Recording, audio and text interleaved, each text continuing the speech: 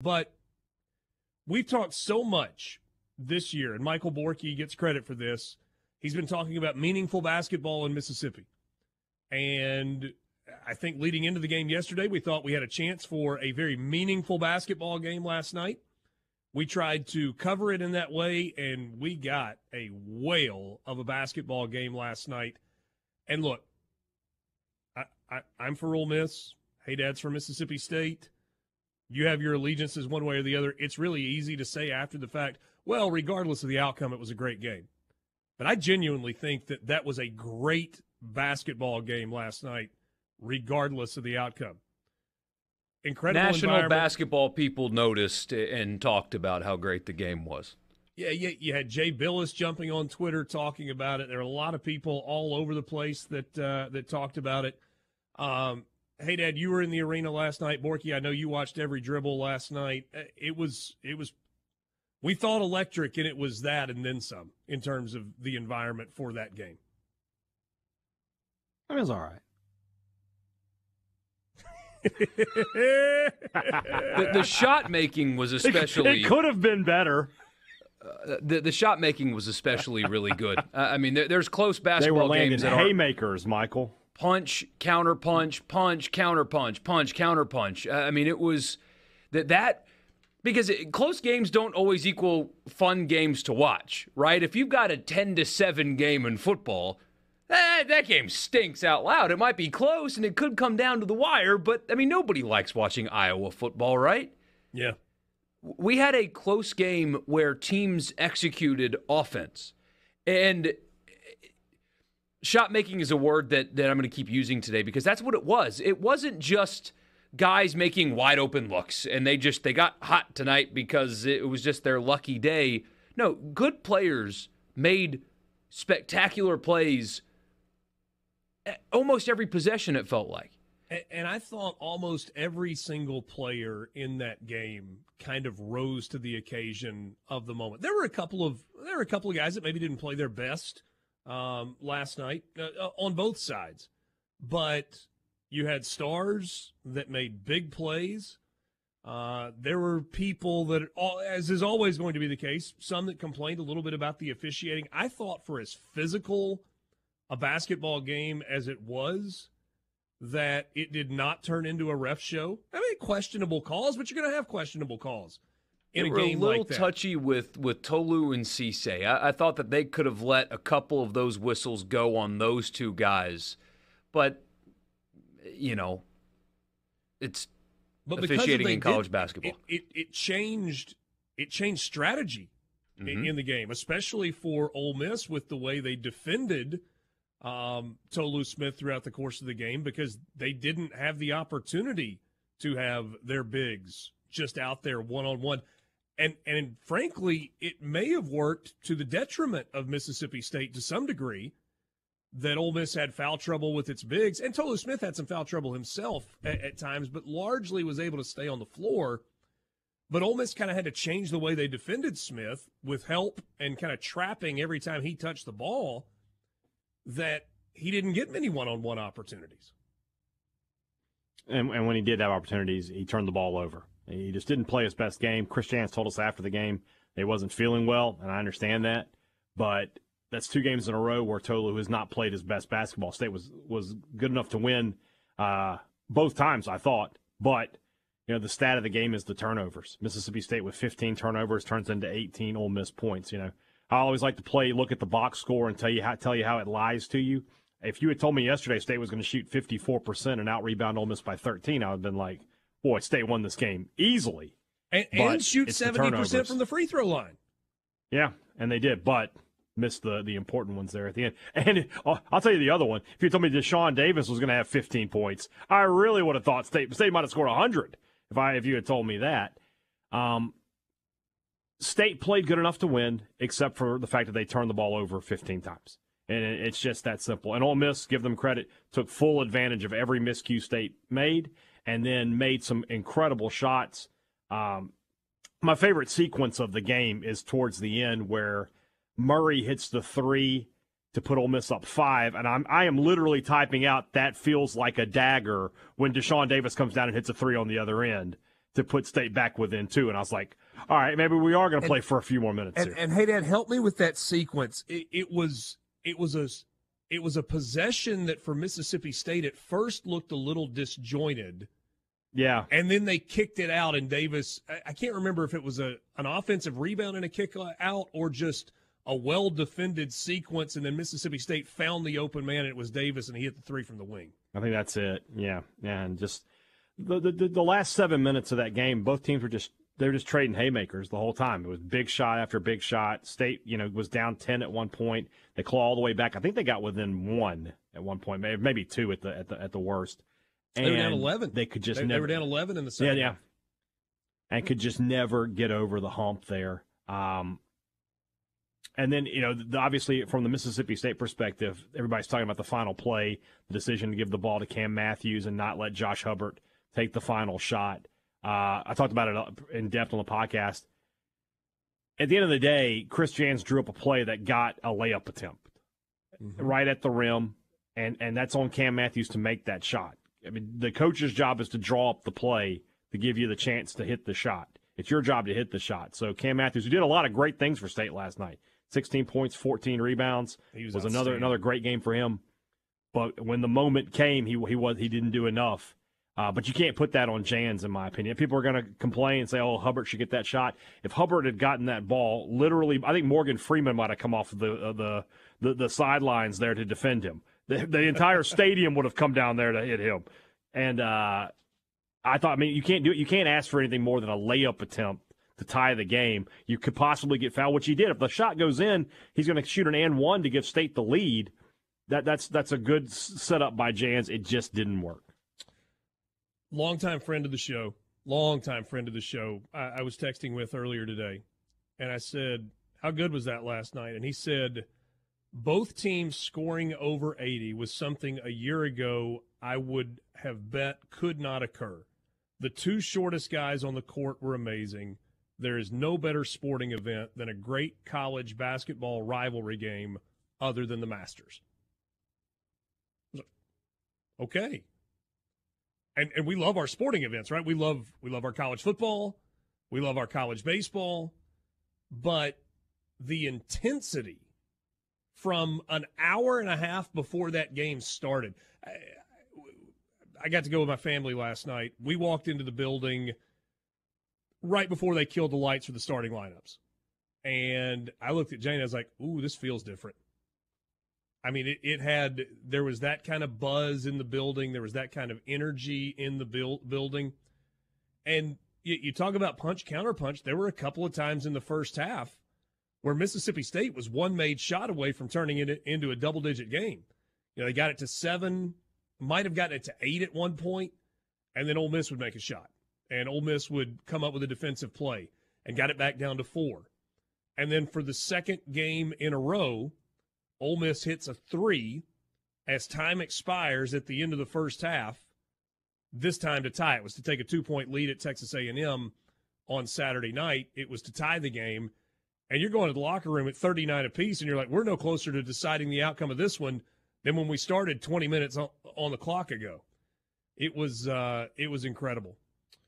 Hey, Dad, I don't know if you can remember this from the way the game unfolded last night. So Ole Miss finished the first half 6 of 15 from 3. And I was not, religiously watching live stats as the game was going on, but I was kind of watching the stats that they had on the video board. And I think Ole Miss was 1 of 10 from 3 to start the game. Does that sound right? That sounds correct. Yeah, they were struggling from deep early. So they made their last 5 threes of the first half? I know they made their last 4. Maybe they were 2 of 10 to start from 3 and then made 4 of 5 to finish out the half, whatever the numbers. So let's go through some of these numbers. First half, Mississippi State goes 14 of 28 from the field. They shoot 50%. They hit 3 of 10 from behind the arc and go 8 of 9 from the free throw line. And I was sitting next to my wife. I kept looking at Jane going, Mississippi State shooting 58% from the free throw line, in conference games. And they started the game 6 of 6, and they finished the half 8 of 9. She's like, well, not tonight, they're not. I was like, thanks for the insight. That is some dynamite analysis. I appreciate that. Let her. She needs to come do your job. You go sell some dresses.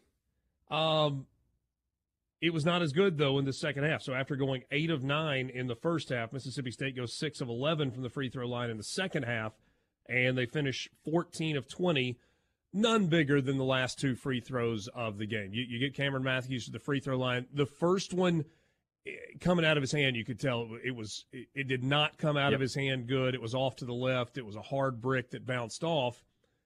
And let's see, Mississippi State took a timeout there before the next free throw.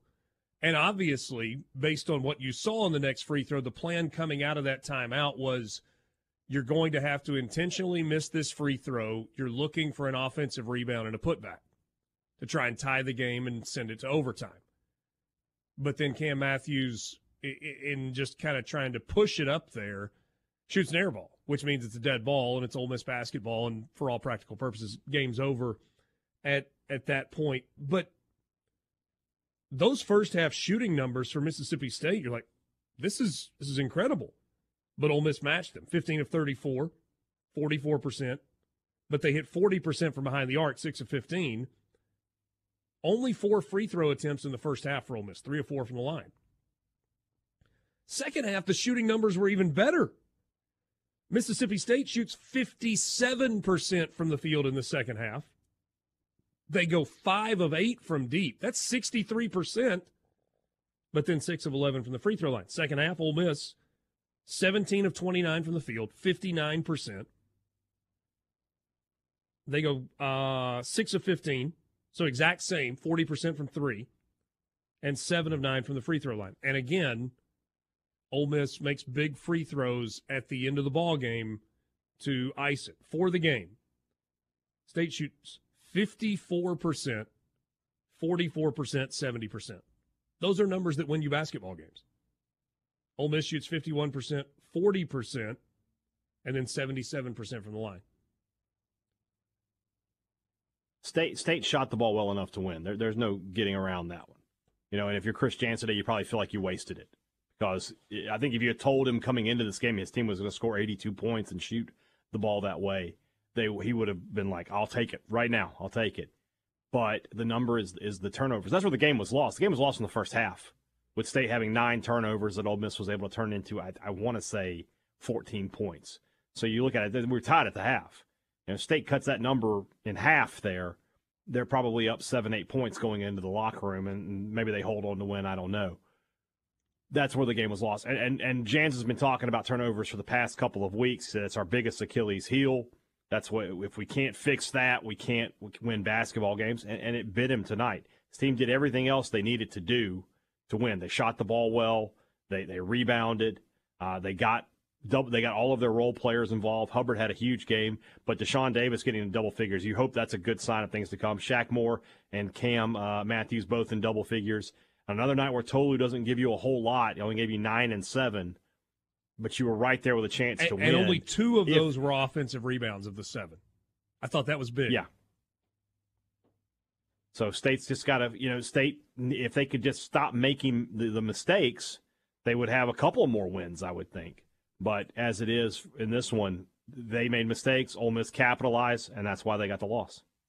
Both players had 4 in double figures. Cam Matthews, monster night, 16 and 12. And unfortunately, probably he's going to be remembered for the free throw miss at the end of the ball game. But I don't think that takes away 33 minutes, 16 points, 12 rebounds. That's really good. 21 points for Josh Hubbard on 7 of 15. He made all 4 of his free throws. He hit 3 threes in the game. 7 assists and no turnovers last night for Josh Hubbard in just his second career start. 14 points for Shaquille Moore in the game. And you mentioned it a second ago, 15 points from Deshaun Davis. I feel like that could be huge for Mississippi State going forward because he's a better player than he's been for the last 2 weeks. And Jans and Shaq Moore both talked about that in the post game, that they hope that he can build on that, because he doesn't have to get 15 every night too. He just needs to not be giving you just 2. Yeah. He's been giving you, if he can give you 7-8 points off the bench, a couple of assists. I tweeted about him. In his first 3 minutes he played in the first half, he had 2 turnovers and 2 fouls. And so they pulled him out of the game. But his second half was really, really strong. And sort of the opposite, his opposite number on the Ole Miss side, the guy that maybe you weren't expecting too much from, who ends up having a huge game, is TJ Caldwell. And I told you, I said every year in this game there's an Ole Miss player who plays out of their mind and has a massive game, and it was TJ Caldwell. That's another difference in the game, is Ole Miss getting 18 points out of a guy who scores 5 a game. 18 points on 6 of 8 shooting. He made 4 threes, made both free throws in the game, and played 26 minutes last night. And I remember last week we were like, we played the post-game press conference from Chris Jans after the Arkansas game, and the first question was about an injury to TJ Caldwell. And I thought, what a weird way to start the press conference. And Chris Beard said, yeah, it was really disappointing. We got to go see, how he's doing. I'm going to the training room right after this. But TJ Caldwell has had a really good few days of practice leading into this game, and I was really excited to see what he was going to bring. And I thought, that feels like kind of a throwaway answer. But when you fast forward a week and you see what TJ Caldwell did just a week later in the same building, kind of the same scenario, you kind of see what Chris Beard was talking about that. He was one of 4 players, the only non-starter for Ole Miss in double figures. 20 points from Matthew Morrell, 21 points from Jalen Murray last night. But to me, the 21 points, while they're huge and they had to have all of them, the thing that stands out to me for Juju Murray last night is 11 assists and 1 turnover. And very creative assists as well. It wasn't just like he was just swinging it around the edge and a guy made a 3-point shot. I mean, he broke down the defense. He was able to break it down and kick it out and hit wide open guys. I mean, there were a couple of passes that he made where it's like, man, how does he see? Got to have eyes in the back of his head or something like that. He is distributing the ball and seeing the floor better every single night out. And because he was able to create so well for others, he was able to create for himself and get easy looks at the basket because State's defense couldn't collapse on him when he drove, and so he was able to get easy looks. And he's a minus defender because of his size, but it's not – I mean, we talk about it all the time. It's not for lack of effort. He is becoming a star is a relative term, but he's becoming a star. Just shoots well, confident, and in those key moments, very measured, relaxed, and just distributes the ball and makes shots. And the last minute of the game, he has the same demeanor as the first minute of the game, and because of that, they win. I thought the relaxed demeanor was most evident on the final play of the first half, where he's just standing, dribbling the ball 30 feet. He's not in any rush. He's not in any hurry. It goes under 5 seconds, and he starts to make a move to his left. He gets an okay screen that instead of fighting over the top of, Josh Hubbard tries to go underneath, and he's got a wide-open 25-foot three that he just buries as it goes to the break. Yeah, on the broadcast, they were like, why on earth in that spot are you going underneath that screen? They called that a rookie mistake. You got to go over top of that screen and fight through it when there's 3 seconds left on the clock and a three-point shooter's pulling up to shoot a three. I got something I want to bounce off you guys when we come back. I think I could make an argument that Jamin Brakefield, despite the fact that he missed some wide-open looks from 3, he was just 1 of 5 from 3 last night. He did finish with double figures. I think I can make an argument that he was the most important player for Ole Miss last night. We bounced that idea. I wanted to bounce this idea off of you guys. So on a night where you had 8 players between 2 teams scoring double figures, and for Ole Miss, the lowest double-figure guy of those 4 was Jamin Brakefield. He played 38 minutes, was 4 of 11 from the field, 1 of 5 from 3, made his only free throw attempt. He had 4 rebounds, had 3 steals, 6 assists. It was a good stat line. But he also missed some wide-open shots from 3 in the game. Finished with 10 points. I would make an argument, I don't know if it's the right argument or not, that he was the most important player last night for Ole Miss. Now, I'm not sure that you can pull anybody's individual performance out and have Ole Miss get the result that they got last night. Here's the point that I'm making with Jamin Brakefield. Ole Miss's big guys, Moussa Cisse and Jamarian Sharp, combined to play 17 minutes in the game last night. 11 minutes and 11 seconds from Musa Cisse, 6 minutes and 28 seconds from Jamarian Sharp. They both had 4 fouls in the game. Actually, is that right? Yeah, both had 4 fouls. Sharp had 2 fouls. It's just Sharp he was a only bad had 2. matchup for State. They couldn't play him much. So Ole Miss was not able to, maybe with their big guys, do what they want. And so with Cisse spending a lot of time on the bench, a lot of the responsibility of dealing with Tolu Smith down low fell onto the shoulders of Jamin Brakefield, which kind of took him out of the rebounding game, and I think may have taken him out of his offensive rhythm a little bit. Because if you watch Tolu Smith, regardless of who Mississippi State is playing, there is a battle down low with the big men. I mean, it's like an offensive lineman and a defensive lineman in an Oklahoma drill that lasts for 40 minutes or for however long they're on the floor. And when you look at the final stat line for Tolu Smith of 9 points and 7 rebounds, and there was a stretch there in the second half when Cisse went to the bench where Mississippi State made a concerted effort on like 4 trips in a row down the floor to go straight to Tolu Smith. And I thought, I'm not sure you're stopping this guy for the rest of this game. Like 8 minutes to go in the game. And Jamin Brakefield just kind of held his own. It was kind of a stalemate down low. Now, they didn't ask you to do it just one-on-one. There was a lot of guard help. If the ball came to Tolu Smith, Brakefield was trying to kind of body him up and hold him in place and allow a guard to get in and try and come and swat the ball away, force him to pass out of a double team. Did you guys see that at all as the game was unfolding? Does that make any sense at all, what I'm saying? It does. The defensive versatility was necessary with a lesser guy. May not have been able to do that. Yeah, the small ball lineup wasn't particularly effective, but it was effective enough to keep them in the game. And frankly, neither team, despite scoring the way they did, played particularly well. So things like what you just laid out. Really? State turned the ball over a bunch. Ole Miss couldn't make a shot for the first 15 minutes of the game. Neither team was perfect. No. By any stretch.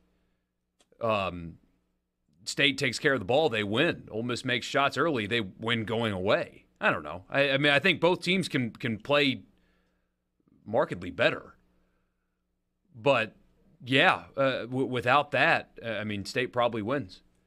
Also, in the NBA, so I promise I'm going somewhere. So hear me out. In the NBA, they have a separate stat category that they call clutch. It's not just a word people use.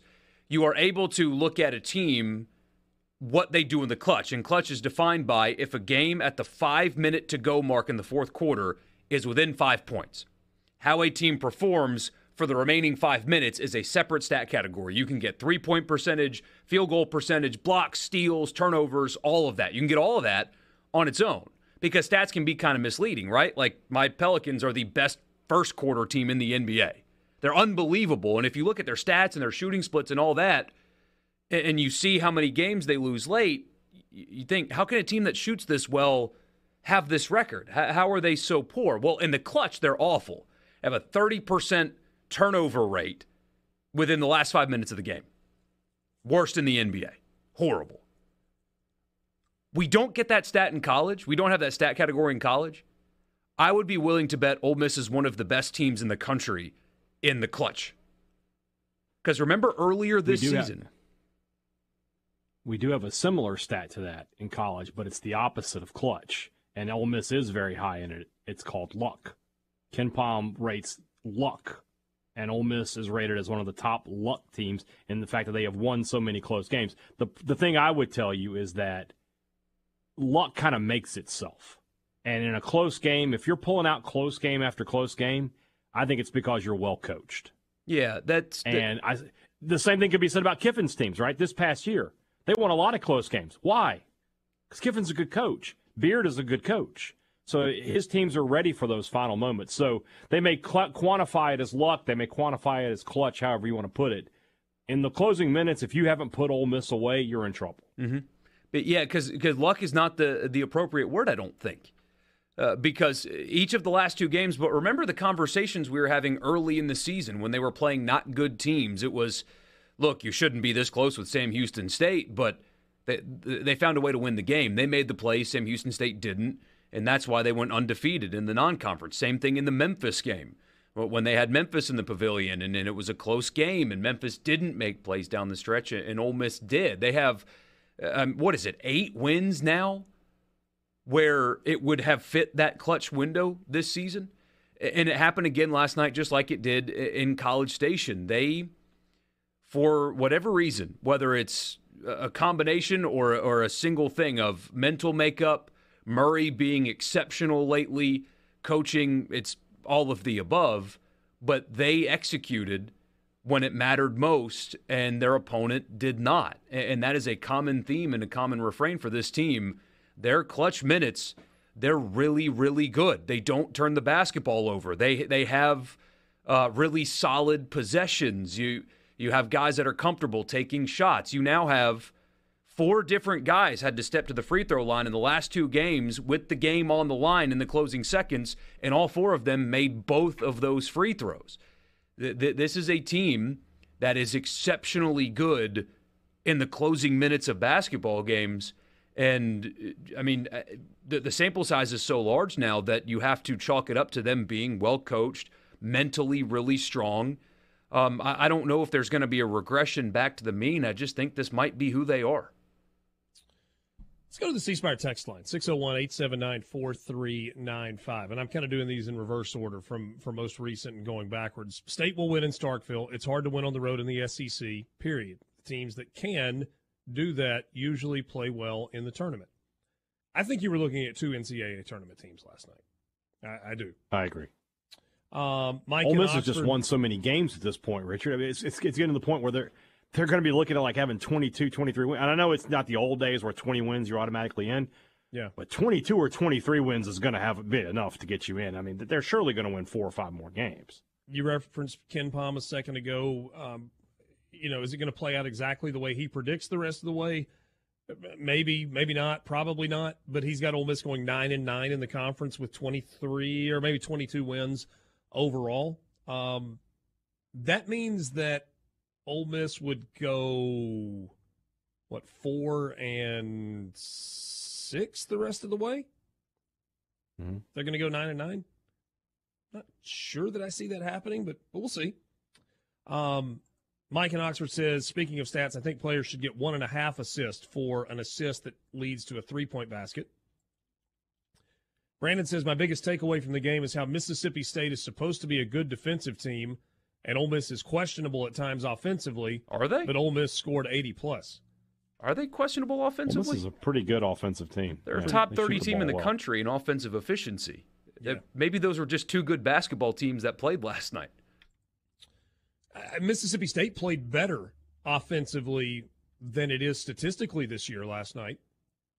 And Ole Miss may have played a little bit better offensively. Mississippi State did not guard the 3-point line as well as they have been. They've been holding opponents to 27, almost 28% from the 3-point line. Ole Miss shoots 40% last night from 3. Ben and Brandon says he thinks that Jans kept Tolu out too long when he got his 4th foul. Sports. Before we move on from basketball, anything else that we need to touch on from last night that stood out? I don't guess we mentioned the fact that the all-time record crowd at the Pavilion. I'll tell you this, and this is just do whatever you want to. I was told by an Ole Miss official last night that there were over 3,000 students at the game last night. As we were walking, so tip-off was at 7:30, ended up being 7:35. We were walking into the building at like 7:28. There were hundreds of students that were still trying to get in. They just ran out of seats for them. And the tickets that we talked about yesterday that were still available late in the day, they turned those into students' tickets. And so there were students in the upper decks on both sides yesterday. I don't know what they're going to do on Saturday in terms of students, because all of the reserve seats are sold for the Auburn game. on Saturday. And so are they just going to turn students away, or are they just going to look the other way and hope the fire marshal doesn't take notice? I don't know how many more you can pack into the lower level for students, but they are expecting another big environment for that 5 o'clock game against Auburn on Saturday. Anything else from hoops last night that we need to hit on? The environment thing is interesting, though, right? Because the concept of habit forming. We talked about it with the Ole Miss women's conversation. Mississippi State's getting great crowds for women's basketball, and even after Schaefer, they're still maintaining that. Just sold out the arena the other night, and that took a while. You talk about building up to that point. You have to, when something is not your typical thing, you've got to work your way towards getting people to make that part of their thing. When it's a sport that's not football, you've got to build that and habit form that and make women's basketball part of your thing. Well, Ole Miss has spent years now losing basketball fans. They showed highlights during the game last night of last year's game in Oxford that went to overtime. I saw that, yeah. The crowd is shocking in a bad way. I mean, this might be conservative. Probably 1/6 of the crowd. Rivalry game in Oxford. Nobody there. And so when you're trying to make basketball part of your culture, which is what Chris Beard's trying to do at Ole Miss, right? He's trying to make basketball a thing there. You have to have nights like that, but more importantly, you got to win nights like that, right? Because of the over 10,000 people that went there, not every fan in the arena last night is a basketball fan where they don't miss a game. They know all the players. They knew who Chris Beard was, and since the day that he started coaching games at Ole Miss, they've been there. You have people that, oh, it's a big night, Mississippi State, got a ticket, let's go. They get that environment, they leave the arena wanting to go back. And to make basketball part of the every game, fill up the arena culture, when you get that, you've got to capitalize on that. They got that, and they capitalized on that, which is huge as you try to make basketball a thing at your school the way Auburn has, for example. And hey, Dad, I think that pertains to Mississippi State as well. 3 straight Saturdays, Mississippi State has had sellouts at home, Alabama, Vanderbilt, and then this past week against Auburn. They go a couple of weeks without a Saturday home game. So this Saturday they're in Tuscaloosa. Come back for a Wednesday night game against Georgia. I don't know that I expect that one to be like a hard sellout. I would certainly expect it to be a good crowd. But then they get a Saturday home game against Arkansas. I would expect that one to be full. They get a Wednesday night home game against Ole Miss. I would certainly expect that one to be full. They get a Tuesday night home game against Kentucky. I would expect that one to be full. And then they get South Carolina on the final Saturday of the regular season. Of Mississippi State's 5 remaining home SEC games, I would expect certainly 3, if not 4 of them to be sellouts. Mm-hmm. I mean, talking about quad 1 games, too. You're going to need those teams coming in. You're going to need those crowds coming in to sort of get you over the hump. State's already announced that next Saturday the student tickets are all sold out for the Georgia game, and we'll see if the general admission comes. So State not having a midweek game next week probably helps them a little bit. People will be wanting to get back to the hump after having been away for, what, 2 whole – That's not a Saturday. Is it Wednesday night? You're right. That's Wednesday, the Wednesday, February 7th. Okay, the Wednesday game. There's no Saturday game next week, so it's right. You only have one trip to make to Starkville next week. And we didn't talk about that after the Auburn game this past Saturday, but how often, I know you've heard it, hey, Dad, if I've heard it, you've heard it 50 times over, Mississippi State fan saying, we finally create an atmosphere for basketball and they come up short. How many times have we heard that? You get everybody paying attention and you come up short. Ton after the Alabama game. Yeah, Saturday. But to Mississippi State fans' credit, they came back and they had a good crowd against Vanderbilt and they had a really good crowd against Auburn. And, this was a tough week because you're going to be an underdog when you go to Alabama. Yeah. And if you can't win that, losing 2 straight, it hurts. But it appears like people have bought in enough to say, okay, they're going through a tough stretch. We need to be there on Wednesday when they play Georgia. And that's awesome because the same principle applies. You had a casual fan take little Johnny to the state basketball game to watch them play Auburn on Saturday, and they left with an awesome feeling, and now they're going to go back, and suddenly little Johnny's going to want to go to every basketball game. That's how you build a fan base. It's perfect. For example, Dan in Hattiesburg, regular listener, regular texter on the C Spire text line, had his son in Starkville on Saturday for his very first Mississippi State game. Had a blast. Got to meet him after the game. Was kind to come up to me and speak.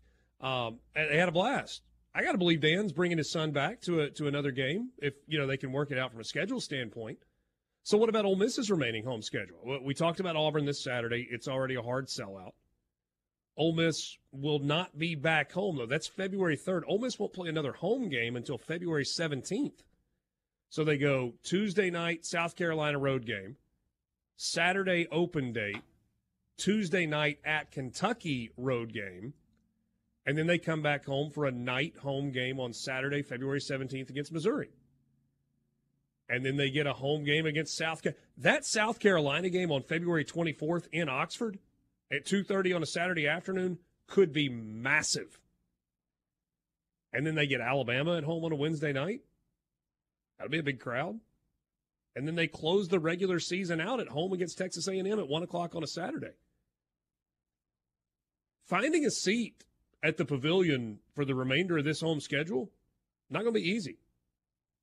That's exactly how it should be, too. Love it. And I don't know if that makes Chris Beard Nostradamus or not, but during the non-conference, he said, you better get your tickets now because before long you're not going to be able to. And people kind of snickered at that a little bit, and it took about a month to get to that point, which is a fun place to be. It's a fun place to be in Oxford, and it's a fun place to be in Starkville right now. With two, we think, based on what we saw last night, NCAA tournament teams. Hard to disagree with that, isn't it? Agreed. You can't convince me that there are 66 teams or 68 teams that are better than those two last night. That's not exactly how it works, but you get the idea.